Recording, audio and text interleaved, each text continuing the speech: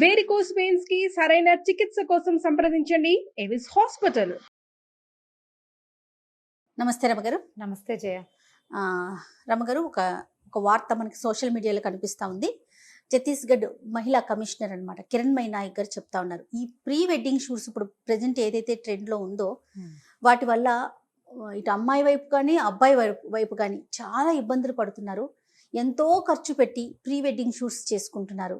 రకరకాల కోణాల్లో డ్రెస్సింగ్ దగ్గర నుంచి కేర్ తీసుకొని చేస్తున్నారు. ఒకవేళ విడిపోయే పరిస్థితి వస్తే ఆ పెళ్లి వద్దు అనుకున్నా, లేకపోతే పెళ్ళి అయిన తర్వాత వెంటనే కూడా విడిపోతున్న కేసులు పెరుగుతున్నాయి కదా. ఈ ఖర్చంతా అసలు ఎవరు భరించాలి? ఎంత ఇబ్బంది అయిపోతుంది, ఎందుకు దీనికి మొగ్గు చూపుతుంది యువత అనేది ఆవిడ లేవనెత్తారనమాట. సోషల్ మీడియాలో ఈ వార్త బాగా హల్చల్ చేస్తా ఉంది. రమ్మగారు, మీ ఒపీనియన్ ఏంటండి? వేలం వేర్రు అంటారు. ఇదేంటంటే ఒకళ్ళని చూసి ఒకళ్ళు. ఇది ఒకటి కాదు జయ, మనం చేసే చాలా రకాల ఆడంబరాల ఖర్చులు పరమ వృధా. అది ఏది మర్నాటికి పనికిరాదు. ఆ కాస్త అయ్యాక ఇంకా ఎందుకు పనికిరానివి కొన్ని లక్షల్లో పోతూ ఉంటాయి పెళ్లిళ్లలో. మరీను ఇటీవల కాలంలో ప్రబలిపోయిన ఈ ప్రీ వెడ్డింగ్ షూట్లు, ఇందులో పిచ్చెక్కిపోవటం. మామూలుగా ఏదో సుమారుగా అమ్మాయి అబ్బాయి నిలబడి ఏవో 4 ఫోటోలు కాకుండా రకరకాల వాటిని ఏమిటో అంటారు, మర్చిపోతుంటాను ఆ పదం కరెక్ట్ గా. థీమ్స్ లో ప్రత్యేకమైన థీములు, చివరికి శోభనం థీమ్ కూడా చేసేస్తారు ప్రీ వెడ్డింగ్ షూట్ లో. ఆ పెళ్ళే అవలేదనుకో, పెళ్లికి 2 నెలల టైం ఉందంటే ఈ లోపల వీళ్ళు ఒక కెమెరామెన్ సెట్ చేసుకుని ఆ థీమ్ సెట్టర్ని ఒకటి పెట్టుకుని ఒక ఐడియా, దానికి తగ్గట్టు బట్టలు కుట్టించుకోవడం, నగలు పెట్టుకోవడం, అమ్మాయి అమ్మా నాన్న గందరగోళం. నేను ఒక కేసు విన్నా, ఇప్పుడు చెప్పాలి. ఈ ప్రీ వెడ్డింగ్ షూట్కి అరకో ఎక్కడికో ఏదో వేరే ప్లేస్కి వెళ్ళారు. ఆ అమ్మాయి ఆ తల్లి రాకుండా పిన్నిని పంపించారు అమ్మాయితో పాటు. పిన్నిని పంపిస్తే పిన్ని మరి అబ్బాయితో ఫ్రెండ్ వచ్చాడు, అమ్మాయితో పిన్ని వచ్చారు. నా అంత వయసు ఉంటుంది ఆవిడకి. ఈ అమ్మాయిని అతనితోటి క్లోజ్గా ఆవిడ మూవ్ కానివ్వాల. దాని మీద ఆ అబ్బాయి చేసిన గొడవ అంతా ఇంత కాదుట. క్లోజ్గా మూవ్ అవ్వడానికే కదా ఇక్కడికి తీసుకొచ్చాం.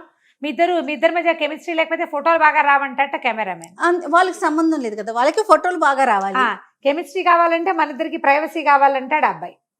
పిన్ అంటుంది ప్రైవసీ ఏమిటి, పెళ్లి కాకుండా అలా కుదరదు, ఫోటోలు తీసుకోవడానికి వచ్చాం, ఫోటోలు తీసుకోండి మూసుకుని పదండి అంటుంది అమ్మ పిన్ని గారు. దాని మీద గొడవ అయ్యి పెళ్ళి ఆగేదాకా వచ్చింది. ఇలా కాపాడితే ఎట్లా, ఇలా చేస్తే ఎట్లా, ఫ్రీగా మూవ్ అవనివ్వటం లేదు అని. ఫ్రీగా మూవ్ అవనివ్వాలంటే పిన్ని నీ దారి నువ్వు పడుకో, నేను అబ్బాయి గదిలోకి వెళ్తానంటుంది అమ్మాయి. అంతే. దానికి ఒప్పుకుంటే మీ అమ్మ నాన్నకి సమాధానం చెప్పాలి, నేను రేపొద్దున ఎటైనా ఎటొచ్చినా అది కుదరదందిట వాళ్ళ పిన్ని. ఎలా ఉంది చూడు. కేసులు కూడా వచ్చేస్తున్నాయి రమ్మగారు. ఇది ఒక సంగతి, విన్న కేసు, ఇది మన దగ్గరికి వచ్చిన కేసు కాదు. అదేలేండి. ఇలాంటి గొడవలు ఎన్నో ఈ ప్రీ వెడ్డింగ్ షూట్లలో. పైగా ఎంత ఖర్చు, అది ఏదో 30,000 అంటున్నారు కదా. Destination wedding, destination pre wedding shoots. నేను మొన్న మైసూర్ వెళ్ళానా, మైసూర్ ప్యాలెస్ కి 4 రోడ్లలోనూ తెల్లవారి పొద్దున్నే ఎన్ని ప్రీ వెడ్డింగ్ షూట్స్ ఉంటాయో. మా క్యాబ్ డ్రైవర్ చెప్పాడు, బెంగళూరు చుట్టుపక్కల అన్ని ఊళ్ళ నుంచి ప్యాలెస్ థీమ్ కోసం ఇక్కడికి వస్తారు. వాళ్ళు వేరే ఊరి నుంచి వచ్చారు, ఎక్కడో రూమ్ తీసుకుని ఉంటారు. పొద్దున్నే కెమెరామెన్ ఒక్కొక్క అమ్మాయి పింక్, రెడ్, వైటు రకరకాల కాంబినేషన్లో ఇంత పెద్ద గౌన్లు, మహారాణి గౌన్ల లాంటి గౌన్లు, ప్రమాణంగా సూట్లు, పొద్దున్నే ఫోటోలు. ఆ అబ్బాయి కూడా అదే చెప్పాడు, ఈ పెళ్ళి అయిపోతే వాళ్ళు ఏం చేస్తారో అని. ఇదంతా ఖర్చే కదా మరి. పైగా ఇలా క్లోజ్గా మూవ్ అయిపోతారు. ఆ ఫోటోలన్నీ ప్రచారంలోకి వస్తాయి. దాని ప్రీ రిలీజ్ కొన్ని చేస్తారు. కొంతమంది ప్రీ వెడ్డింగ్ షూట్ అని యూట్యూబుల్లో వేస్తున్న వాళ్ళు కూడా ఉన్నారు. దాన్ని చూసి కొంతమంది మధ్య మిడిల్ ఏజ్డ్ వాళ్ళు 25వ పెళ్లి రోజు, 30వ పెళ్లి రోజు సెలబ్రేట్ చేసుకుని భార్య భర్త తలకాయలు నెరిసిపోయి ఉన్న వాళ్ళు కూడా వెడ్డింగ్ షూట్లు చేసుకుంటున్నారు. అప్పుడు లేదు, పోనీ ఇది కొంచెం బెటర్. ఇప్పుడు ఈ పెళ్లిళ్లలో కనుక ముందు అమ్మాయి క్లోజ్గా తీసుకున్నారు, ఫోటోలు వీడియోలు తీశారు, 1 లక్ష 2 లక్షలో ఖర్చు అయింది, పెళ్ళి ఆగిపోయింది. మరి చెరసగం చేసుకుంటారా? చేస్తారా ఎవరైనా? మాకేం సంబంధం అంటారు. అంతేగా. అబ్బాయి పెడితే అమ్మాయి వాళ్ళు మాకు సంబంధం లేదంటారు, అమ్మాయి పెడితే అబ్బాయి వాళ్ళు మాకు సంబంధం లేదంటారు. అసలు ఈ పద్ధతే మార్చుకుని పెళ్లి రోజునే అనుకో, ఆ రోజే పెళ్ళి, పొద్దున్నే ఏవో క్లోజ్గా కొన్ని ఫోటోలు తీయచ్చు, అది కొంచెం సంబాట బెటర్. లాస్ట్ మినిట్లో ఆగిపోయే అవకాశం ఉన్నప్పటికీ దాని పర్సంటేజ్ చాలా తక్కువ. కానీ నిశ్చితార్థాలు అవి అయ్యాక పెళ్లి దాకా వెళ్తుందా వెళ్ళదా డౌటే. దీనికోసం కుట్టించిన బట్టలు, దీనికోసం ఏర్పరచుకున్న నగలు మళ్ళీ పెట్టుకోరు చేయాలి. ఆ మేకప్లు ఎంతమందిని పోషిస్తారు? ఏమనిపిస్తుంటే ఇదొక కంపెనీ.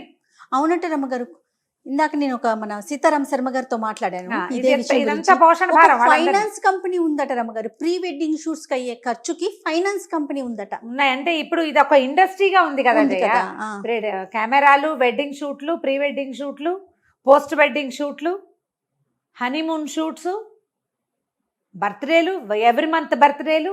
ఒక బర్త్డే బేబీని కనుక కుదుర్చుకుంటే, వీళ్ళు పుట్టిన పిల్లని కుదుర్చుకుంటే ప్రతి నెల వాడి 2వ నెల రాగానే అరే పిల్లాన్ని పడుకోబెట్టి వాడి పక్కన 2 అంకె బెండకాయతోటో, వంకాయతోటో, కాకరకాయలతోటో పెట్టి ఫోటోలు తీయటం. ఇవి సంవత్సరం అంతా తీస్తాడు వాడు. ఏడాది కాంట్రాక్ట్. నాకు తెలుసు అది. నాకు తెలిసిన కుర్రాడే తీసుకున్నాడు అట్లా. మొత్తం సంవత్సరం అంతా ఫోటోలు తీస్తాడట. వాళ్ళ అమ్మ నాన్న ప్రతి నెల కొత్త బట్టలు కుట్టించుకున్నారు ఆ షూట్ కోసం, మెమరబుల్గా ఉండాలని, ఈ డేని మెమరబుల్ చేసుకోవటం కోసం. ఇలాగా మెమరబుల్ చేసుకోవాలని క్లోజ్గా ఉన్న మూమెంట్స్లో ఫోటోలు తీసుకుని అవి తర్వాత వెళ్ళే జీవితాలకి ఉరులైపోతున్నాయి. అంతే కదా, ఇప్పుడు మనం డిలీట్ చేస్తాం కానీ అదే ఎవరైనా స్క్రీన్ షాట్ తీసుకోవచ్చు, ఎవరి దగ్గరైనా ఎక్కడైనా ఉండిపోవచ్చు. ఈ వెడ్డింగ్ షూట్లలో ఏంటంటే ఖర్చు, ఆ ఇండస్ట్రీ అంతా పోషింపబడతారు, వాళ్ళకి పని ఉంటుంది చేతి నిండా. కానీ మీ జీవితాలు ఏమవుతాయి? ఈ ఖర్చు అంతా ఎవరు ఎత్తుకుంటారు? వాడికి డబ్బు వచ్చేస్తుంది, వాడు పని చేశాడు, వాడి డబ్బు వస్తుంది, న్యాచురల్ కదా అది. మరి ఈ ఖర్చు ఎవరు ఎత్తుకుంటారు? అమ్మా నాన్నల్లో. ఒకవేళ ప్రీ వెడ్డింగ్ షూట్లకు వెళ్తే ముందే ఇద్దరు డబ్బులు పెట్టించండి. 25,000 అయినా సరే, 10,000 అయినా సరే, 5,000 పెట్టాలి. ఇలాంటి రూల్ ఒకటి పెట్టుకోండి. అంటే ఇప్పుడు రేపు ఏదైనా అవుతుంది అని మనం అన్నాం అనుకో, అవతల వాళ్ళకి అపశక్నంగా అలా మాట్లాడతాడేంటి అనిపిస్తుంది. ఆ కాస్త పోయాక ఇంక అనడానికి ఏమీ లేదు. ఏదైనా ప్రాపర్గా సగం సగం అని మాట్లాడుకున్నాం కదా, ప్రీ వెడ్డింగ్ షూట్ కూడా సగమే. అంతే.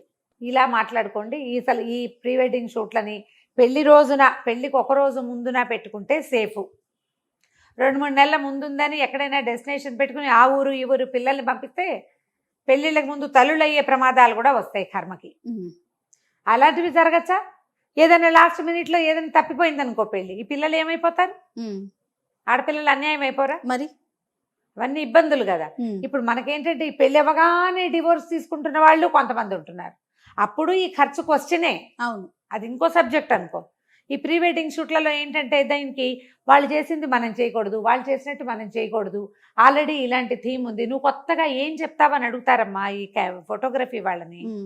ఇద్దరు అమ్మాయి అబ్బాయి కూర్చుంటారా, వాడు 100 ఫోటోలు చూపిస్తాడు, ఇది తీసి అది తీసి అంటే ఇవేవి కాకుండా ఇంకోటి చేయమంటారు. ఎక్కడికెక్కడికో వెళ్తారు. అలా చేయాలంటే పడవల్లో వెళ్ళాలి, బురదలో కూర్చోటాలు కావాలని క్రియేట్ చేసుకొని సెట్స్ రమ్మగారు, సెట్స్ లో కూర్చొని చేసుకోవటం, నీళ్ళల్లో కూర్చోవటము, ఇవన్నీ కూడా చాలా క్లోజ్ మూమెంట్స్ కదా. వీటితోటి ఏమైనా అనర్థాలు రావా? పేరెంట్స్ కూడా ఆలోచించాలి కదా జయ. పేరెంట్స్ ఆలోచించాలి. పబ్లిక్ ఎందుకు ఆలోచించాలి చెప్పు?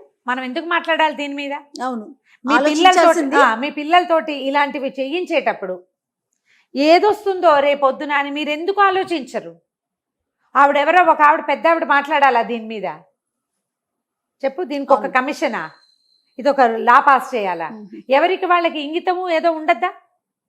మనకు ఉండాలా వద్దా? ఖచ్చితంగా అండి. మరి మనకు ఉండకపోతే ఇప్పుడు ఏదో చేసావు, మీ ఇంట్లో అయ్యింది, ఓ ప్రాబ్లం అయింది, పెళ్లి సైడ్ చెడిపోయింది, నువ్వు నీ చుట్టాల పక్కలకి ప్రచారం చేయవు. అది ఇలాంటివి చేయకండి, ఇలా కొంప ఉండుతుందని మాట్లాడకుండా ఊరుకుంటారు. వినే పరిస్థితుల్లో ఉన్నారంటారా రమ్మగారు? ఏమో మరి జయ. ఇప్పుడు మాత్రం ఇప్పుడు ఒక కమిషన్ తెస్తే మాత్రం పిల్లలు ఇంట్లో పెద్దవాళ్ళు చెప్తే ఆగే రోజుల్లో ఉన్నామా? లేరు. ఈ డబ్బులు పూడ్చిపడు నువ్వని చెప్పండి పిల్లలకి.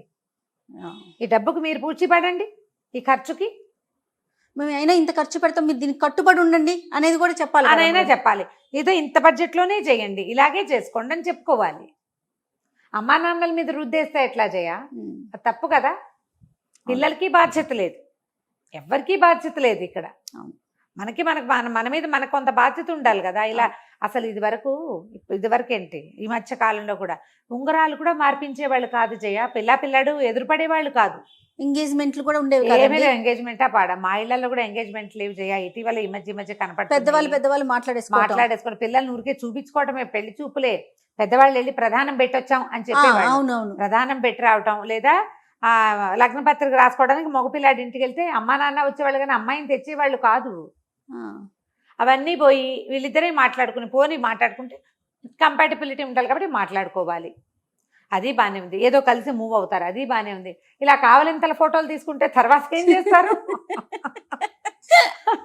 అది కష్టం కదా. అసలు మొన్న ఆ మధ్య టీవీలో చూసాం, పూర్తిగా బెడ్రూమ్ సీన్లే. ఆ, దుప్పట్లు కప్పుకునే పిల్లలు సినిమాల్లో కనిపించినట్టు. అదే ప్రీ వెడ్డింగ్ షూట్ అంటే. అవును, వాళ్ళు ఏదో చూపిస్తారు పాపం, కాస్త ఏమనాలి మర్యాదకరంగా ఉన్నవి. వీళ్ళకి అవి నచ్చవు. ఇది కాకుండా డిఫరెంట్ గా చేయమంటారు. డిఫరెంట్ అనగానే అది ఊడదీయటమే. డిఫరెంట్ గా చేయాలంటే ఒక్కొక్కటి ఊడదీసుకోవాలి. చివరికి ఏమవుతాం మనం? గారు ఆలోచించాల్సిన విషయం అసలు ఇది మాత్రం. ఎవరి వాళ్ళు ఆలోచించుకోవాలి, పిల్లలు ఆలోచించుకోవాలి, పేరెంట్స్ ఆలోచించాలి. ఇది మిస్ఫైర్ అయితే అన్న ఊహ ఉండాలి. తర్వాత ఇంత అతిగా పెళ్ళిళ్ళు అయ్యాక తీసుకోవచ్చు కదా పోనీ. అవును, ప్రీ వెడ్డింగ్ షూట్ పెళ్ళి అయ్యాక ఎందుకు తీసుకోకూడదో చెప్పు. పెళ్ళయి ఒక 1 year 2 years అయిపోయినాక సక్సెస్ఫుల్ గా తీసుకోండి. తీసుకోవచ్చుగా పోనీ. 6 నెలలు అయ్యాకైనా 6 నెలలు అయ్యాకైనా మీరు ఎలాగూ క్లోజే. ఆ క్లోజ్ మూమెంట్స్ తీసుకున్నా కొంచెం పర్వాలేదు. డివోర్స్ తీసుకునే కదా వేరే కదా, అది మళ్ళీ మాట్లాడుకోవచ్చు. ఈ కనీసం ఈ పెళ్లికి ముందు పెళ్లి చెడిపోయే బాధ ఉండదు కదా. ఆ మాత్రమైనా ఉంటుంది. పేరెంట్స్ కొంచెం తసల్లి ఉంటుంది. ఖర్చు పెట్టాం, పిల్ల పెళ్లి చేసాం, ఏదో కాపురం చేసుకుంటుంది, ముచ్చటగా బాగుంది అని మనం ఉండాలి కదా. పెళ్లిళ్ళ తర్వాత ప్రీ వెడ్డింగ్ షూట్లు సెలబ్రిటీస్ దగ్గర నుంచి చూసేస్తున్నాం రమ్మగారు. చూడండి ఎంత, ఇంకా మనం లక్షల్లో ఖర్చు పెడితే వాళ్ళు కోట్లలో ఖర్చు పెట్టుకొని చూసేస్తున్నాం కాదు, అక్కడి నుంచే ఆపులిని చూసి ఈ నక్కలన్నీ వాత పెట్టుకుంటాయి కదా. వెంటనే డివోర్స్ కి అలాగే అసలు అంతే ఆర్పాటంగా మా ఇష్టం అని ప్రకటనలు చేసేస్తా ఉన్నాము. అదే మీరు అన్నట్టు నా వాతలు పెట్టేసుకోవటమే. జయ, చిన్న ఊళ్ళల్లో కూడా ప్రీ వెడ్డింగ్ షూట్లు ఉన్నాయి తెలుసా. పల్లెటూళ్ళల్లో అతి నార్మల్ పీపుల్ కూడా ప్రీ వెడ్డింగ్ షూట్లు, పిల్లలు ఏదైనా మెచ్యూర్ అయితే పెద్ద ఆల్బమ్స్ అలా పెట్టి ఇలా పెట్టి ఫోటోలు, ఎన్ని పోజులో. ఒకళ్ళని చూసి ఇప్పుడు మనం మెట్రోపాలిటన్ వాటిని కాస్మోపాలిటన్ చూసి మెట్రోపాలిటన్, వాళ్ళని చూసి టౌన్స్ చూసి పల్లెలు. అలాగే కదా నేర్చుకుంటాం. అట్లా చాప కింద నీరులాగా పిచ్చి సంస్కృతి, అతి మనకు ఉపయోగపడింది, ఏమాత్రం అవసరం లేనిది అట్లా వెళ్ళిపోతుంది. పై వాళ్ళు మానేసినా కింద వాళ్ళు మానరు. అవునండి. ప్రీ వెడ్డింగ్ షూట్ చేయలేదా అనేది ఒక ప్రశ్న. అవును, ఇది కూడా అయిపోయిందండి. సొసైటీని చూసి వాళ్ళు చేశారు, మనం చేయాల్సిందే అన్నట్టుగా వచ్చేసింది. ఆ క్యాండిడేట్ ఫోటోలు అవేవో ఉండాలి, ఇవే ఉండాలి. అలా చేయలేదా, మేము ఇలా చేసామని చెప్పటం, మేము ఇంత ఖర్చు పెట్టామని. తల్లిదండ్రులకి ఎంత గొప్పలో. తల్లులు మరీనమ్మా ఫోటోలకి గొప్పలు. మా వాడికి అలా చేసాం, మా వాడికి ఇలా చేసాం, మా వాడికి ఆ సంబంధం వచ్చి, ఇవే గోళ్ళు. ఎందుకో అంత గొప్ప. ఇంకా వీళ్ళు నేను అనుకుంటే ఇదివరకు అట్లాగా డజన్ల కొద్ది పిల్లలు ఉంటే నోరు మూసుకుని ఉండే వాళ్ళు అందరూ అంతే కదా, పని చేసుకుంటూ. పని పాట లేదు. ఇప్పుడు ఓ పిల్ల 2 పిల్లలు ఉండేసరికి పిల్లలకి ఏదో అద్భుతాన్ని ఇచ్చేయాలనుకుంటారు. మిస్ఫైర్ అయితే ఏమిటి అన్న ఆలోచన ముందు మనం చేస్తే కొంచెం ఇది ఎక్కడో చోట ఆగుతుంది. ఆవిడికి నమస్కారం చేయాలి. ఇలాంటిది ఊరూరా వస్తే కాస్త అతి పిచ్చి ధోరణులు తగ్గుతాయి. కిరణ్మయి నాయక్ గారు. రైట్ రమ్ గారు, నమస్తే. నమస్తే.